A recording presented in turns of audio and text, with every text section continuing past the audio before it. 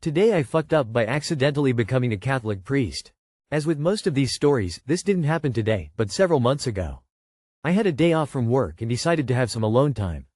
Being the religious man I am, I went and drove to the local cathedral of my state and sat on the steps, reading the Bible, overlooking the city below, and just enjoying some peace and quiet. It was a chilly fall day, and I was leaning against a pillar, resting on the steps, when a woman approached me. "Excuse me, do you know what the photography policy is here? Do you know where we're allowed to take pictures?" I glanced behind the woman and saw a group of about 10 men and women in their nicest formal attire.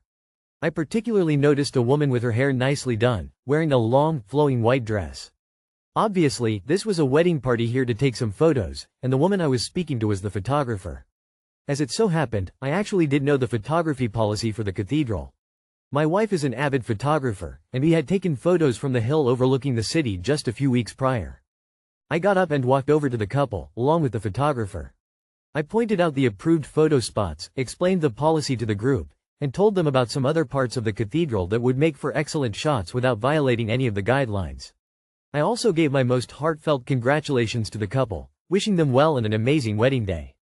Everyone was so thankful and happy to have run into me. As I turned to leave, the couple asked if they could take a photo with me. Odd, I thought, but why not? We took a quick photo on the steps before I got ready to leave. As I was getting ready to depart, the wife and photographer approached me. The wife said, "Thank you so much for your help, Father. It's really great that the clergy here are so welcoming and helpful. We're from out of state, getting married here because our family wants us to.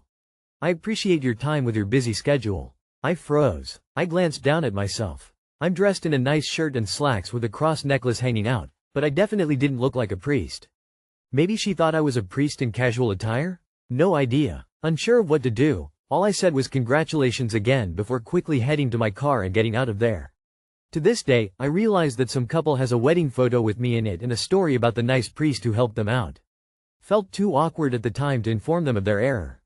So, I guess I was promoted, just from being in the right place at the right time. My wife will be surprised to learn we are suddenly Catholic, and I am now a priest. Too long did not read. Minding my own business on the cathedral steps when a wedding party asks for help. Help them, they mistake me for a priest, and my dumb butt was too awkward to correct them. We make backstories for the people in our family candids at events. The best is the guy when we bought the 3-foot hot dog at a baseball game making a shocked face. You made them happy and that's what matters. Thank you for sharing that story, Father. Priests wear everyday clothes when not performing a service. It was kind of you to just go with the flow. It's not like you performed the ceremony under the guise of being the priest. You offered your help with a question they had and happened to know the answer. It would have been fine if you told them you weren't, but it was also great you didn't and also glad you restrained from blessing their marriage at the end of all. Tears of joy. Alternate view. When the family asks the actual people running the place about the nicest priest who showed them around one day, they would be met with bewilderment and would be told about the ghost of the priest who used to head the cathedral. I mean, if cardinals can burn some smoke and elect a pope, I think a wedding party can elect a priest. Sometimes it's best to just not say anything. The Kia dealership thinks one of my friends is my wife because I took her to pick up her car after recall service. It wasn't done yet and wouldn't be ready until after she had to go to work, and she asked if I could pick it up without her. The service guy said absolutely her husband could pick it up. I was smart, shut up and signed her last name on the paperwork when I went with her brother to get it later. Didn't want to argue I wasn't her husband and have them get cold feet about releasing it to non-family. Today I fucked up by thinking I had indigestion and made my family cancel our trip to Norway. Happened earlier in the week, Tuesday to be specific. All last week I felt like I had a bad case of indigestion and constipation. Wednesday during the day my stomach hurt pretty good, but by late afternoon it felt a little better, even went on a short bicycle ride with some friends, 20 miles. Saturday my wife and I were going to do a 60-mile ride but I could only do 40. I was flat out exhausted and couldn't figure out why. Sunday I was really out of it, exhausted, hardly got off the couch or my bed, and had taken a shit since Thursday. And it wasn't much of one given how much I had been eating. My wife Roxanne went to the store and got me some laxatives. As we were getting a little nervous, we were scheduled to go on a vacation to Norway with my mom, sister, and her husband and kids on Wednesday. I wanted whatever was going on resolved before then because I didn't want it to fix itself while on the 12-hour flight, if you know what I mean. No one wants to be the guy that forces a transatlantic flight to do an emergency landing because they shit all over the place. I drank all that she brought home and prayed for the best. I hardly slept at all Sunday night on into Monday morning, anxiously waiting for the laxatives to do their thing. Finally, early Monday morning it was game on. I felt so much better after recreating that one scene from Dumb and Dumber. I called in sick to work just to be safe, as in if the laxatives had around 2 or 3 in store for me, and because I needed the rest. Progressively through the day my stomach started to hurt again and I was thinking oh. I woke up Tuesday morning around 4:30 due to the pain and decided to go in. The urgent care at the hospital didn't open until 7 o'clock, so I got myself comfortable on the couch and drank a little coffee. As I was heading out the door my wife asked if I wanted her to come with, and at first I said no, but then thought for a second and changed my mind. We made the hour drive to the hospital, we live in a rural area, and got there just before they opened. I got checked in and was seen by a doctor right away, and I explained my symptoms. He ordered a blood test and did the usual things like listen to my stomach, put a finger up my butt, etc. He also ordered a CT scan, which piqued my curiosity about what was really going on. Shortly after the blood draw and CT scan my wife asked for my phone and she opened up our hospital's app and saw that my blood sample results were already live on it. A couple things were off the charts, so we googled it and everything came back saying that I had an infection. At this time we started texting my family saying something is up and we'll keep them posted. The nurse came back in and hooked me up to an IV with a hurried pace, which further made me think that things weren't quite normal. The doctor came back in and introduced us to another doctor, the surgeon on duty. The surgeon said he wasn't sure how I was walking, talking, and didn't have a fever because my appendix had burst. As in last week, possibly as early as Wednesday. The CT showed that the infection had spread to my colon and that if they operated right then and there I would lose about 1/3 of it. I'm thinking, well, looks like I'm not going to Norway. I end up getting admitted to the hospital, put on a clear liquid diet, and started a regimen of antibiotics. The surgeon said that during COVID hospitals were slammed and couldn't always do appendix surgery right away, so they would give patients a heavy dose of antibiotics until they could fit them in, and found that in about 90% of cases it worked really well. He said that if all goes well with me going this route, then when he does operate on me he'll only need to remove my appendix. We're all for this as the recovery time is significantly shorter and there's less chance of complications. My brother-in-law is a rock star not only because he did all the planning for the trip, but he was able to cancel everything and get refunded. And to top it off, everyone came up to visit me in the hospital. During my 3-day, 2-night stay I got stable enough to go home, so here we are now. Taking it easy, eating antibiotics like they are Pez candies, and waiting for my next doctor appointment when we can reassess my status and schedule the surgery. I'm hopeful to get it done sooner than later because sitting on the couch in summer is killing me. I just want to go ride my bike. Looks like we're going to shoot for next June for attempt number 2 for Norway, which we're all really looking forward to. I'm glad I went in before we left too, because who wants to end up spending all of their vacation in a hospital in a foreign country? Too long did not read.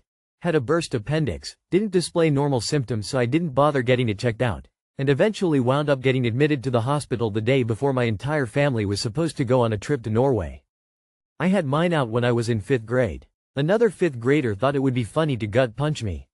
This was in about 1972, so the surgery was more invasive than it likely is today. Anyhow, he didn't hurt me, but I still remember who it was 52 years later.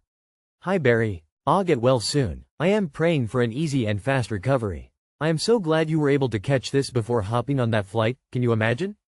By the way, your wife is a rock star. You are lucky to be alive. Men, if you don't feel right, see a doctor. It's not a sign of weakness, it's a signal to your loved ones that you want to be there for them. Dodged a disaster. Rest up, Norway will wait for you. Wow, just wow, new fear unlocked lock. I'm glad you are alive and well. I had similar experiences. I lived on my own, and woke about 1 a.m. with a really painful stomach which was getting worse. After about an hour decided to go to a hospital. Jumped on my motorbike, started off, and can you believe it? Got stopped for speeding at about 3 a.m. Explained to the police what was happening, so they drove with me till I reached the hospital, and then they left. I got told or suspected appendicitis, but I'd have to wait for confirmation when the doctors arrived after 8 a.m.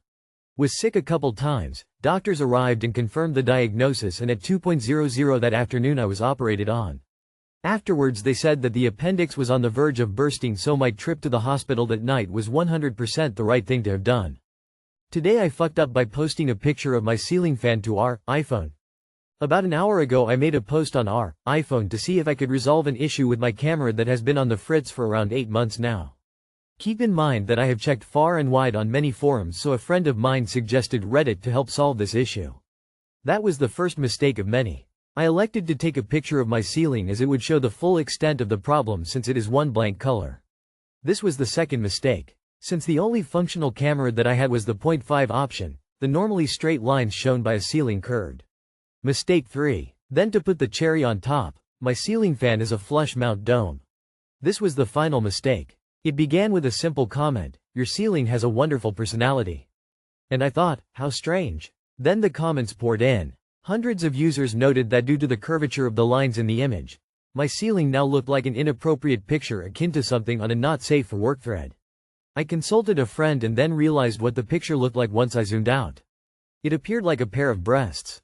Too long did not read. I posted a thread to our iPhone hoping to resolve a camera issue, and thirsty Redditors thought it looked like breasts. The image in question. Similar. What a timing. Haha, I just read that post. You should cross-post to our confusing perspective. I love how I first saw that post and then almost immediately I saw this post. Reddit magic strikes unexpectedly. Come on, post the pic already. Today I fucked up my wife's birthday present. So, let me preface this by saying that my wife is not a gamer. But I managed to get her into Animal Crossing and she's put 130 hours in over the last year. I've never played it myself, but she has a great time, so we're all happy. Cut to today where I am in possession of a shiny new Switch 2. I thought it would be nice to give her my old Switch and buy her a copy of Animal Crossing for her birthday. So I transferred all my data off and initialized the old Switch and waited. Well, when she booted up her very own copy on her very own Switch and was prompted to start a new island. Weird. I poked around for a bit as the horrifying realization dawned on me. Her island didn't transfer. Turns out you need to do a manual backup and I didn't know that. So now her island is gone and she is devastated that I nuked 130 hours of her life. Happy birthday. TLR, I didn't realize Animal Crossing needed a manual backup and deleted my wife's island for her birthday. Wait, you bought yourself a Switch 2 for her birthday, bro? You need to give her your brand new Switch 2 for her birthday now. It's only fair. The fact that you got yourself the new Switch 2 and are giving your wife the old Switch for her birthday is just ridiculous to me. You're married. That Switch was kinda already partly hers, evidenced by the fact that she's played 130 hours of Animal Crossing. You got yourself something cool and are trying to pass it off as getting your wife a gift. Happy birthday, here's our used shit. Also, I deleted your stuff. Either rage bait or genuinely a braindead person. Husband of the year. I hope you enjoy your new Switch 2 on your wife's birthday. I hope her gift to herself is realizing she is better than this and she moves on.